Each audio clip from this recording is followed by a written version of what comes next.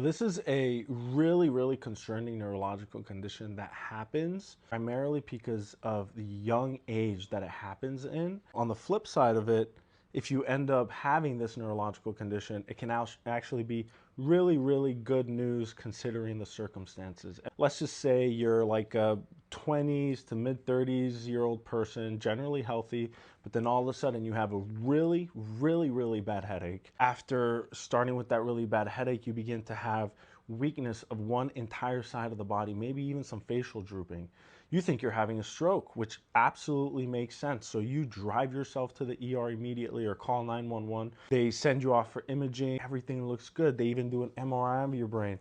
Everything comes back good. But then neurology gives you a medication, and it's not a blood thinner, but they give you a medication, your headaches go away, and also your weakness goes away.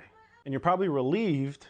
Thank goodness my headache went away, my weakness went away. But on the back end of that, you're probably wondering what just happened to me. And the neurologist comes in and says, look, I know that was concerning, but you were suffering from migraine with aura.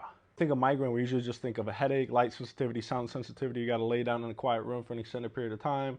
You wake up and it goes away. And the aura that we usually think about with migraine usually has to do with maybe flashing lights in our vision or some sort of visual phenomenon. But another kind of aura that you can experience with migraine is weakness on one side of the body or another. It's actually called hemiplegic migraine. And the good news about it is that it's not related to any sort of stroke. It's related to the underlying migraine process that causes you to have that weakness alongside the headache. Now, despite there not being any direct relation with stroke, there's a lot of overlap. For example, we know that a migraine with aura and after you have a stroke, you have something that's called spreading depolarization that happens in your brain. Spreading depolarization is this massive electrical activity that happens across your brain, followed by temporary electrical silence. Here it is right at the bottom.